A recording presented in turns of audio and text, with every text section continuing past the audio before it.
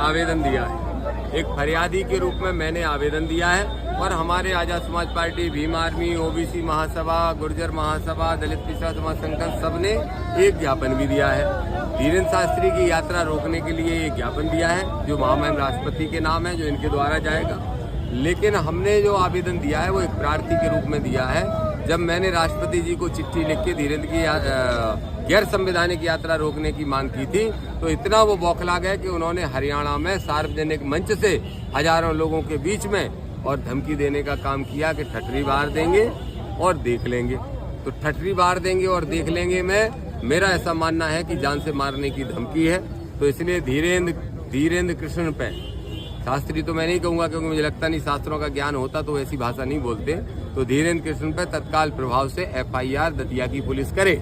अब चूंकि हमने पेन ड्राइव भी दी है जिसमें उनका बयान है तो उन्होंने कहा कि हमें इसको जांच करना जरूरी है। मैं भी इस बात से सहमत हूँ क्योंकि बिना जांच के नहीं करना चाहिए। तो जांच कर लो और जांच करने के बाद कार्रवाई कर दो, अन्यथा हम कोर्ट भी जाएंगे लेकिन कायमी कराएंगे। 7 तारीख से उनकी जो यात्रा है वो प्रारंभ होनी है। देखिए, यात्रा हम लाठी लेके नहीं रोक सकते। हमारा काम है आंदोलन करना, हमारा काम है कोर्ट जाना, हमारा काम है राष्ट्रपति के यहाँ गुहार लगाना। वो सब हम कर रहे हैं क्योंकि अगर हम लाठी लेके रोकने लगे तो देश की एकता अखंडता उसी दिन चीर-चीर हो जाएगी। हम संवैधानिक लोग हैं, संविधान को मानते हैं। हमें पूरी उम्मीद है कि उनकी यात्रा कोर्ट के द्वारा जरूर रुकेगी। लेकिन उनका कहना है ये सनातन को एकता के लिए यात्रा। देखो, सनातन की एकता को अगर निकालना चाहते हैं तो पहले तो ये बात करना बंद करें कि हम हिंदू राष्ट्र की मांग को लेकर निकाल रहे हैं। भारत एक हिंदू राष्ट्र बने, ये गैर संवैधानिक बात है, संविधान के अनुसार आप भी जानते हो। दूसरा, उसी यात्रा की मांग को लेके जब सभाएं कर रहे हैं तो कह रहे हैं 20 साल बाद टोपी वाले दिखेंगे, तो इस्लाम धर्म पे हमला करने का काम कर रहे हैं, तो सांप्रदायिकता फैला रहे हैं। तो कैसे वो सनातन को मजबूत करेंगे दूसरे धर्म को गालियां देके या गैर संवैधानिक यात्रा निकाल के?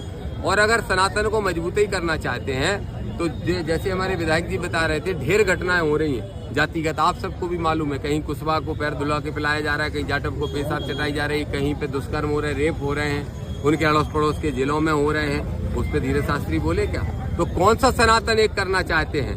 कौन सा SC ST OBC उसमें है कि नहीं है? इसका जवाब धीरेन्द्र शास्त्री जरूर दे दें। और एक बात और अपनी तरफ से कहूंगा, कल उन्होंने पत्रकार वार्ता में नरम रुख अपनाते हुए कहा कि वो आ जाए, हम तो उनका स्वागत करेंगे, गले लगा लेंगे, उनके साथ चल देंगे, कदम से कदम ताल कर लेंगे।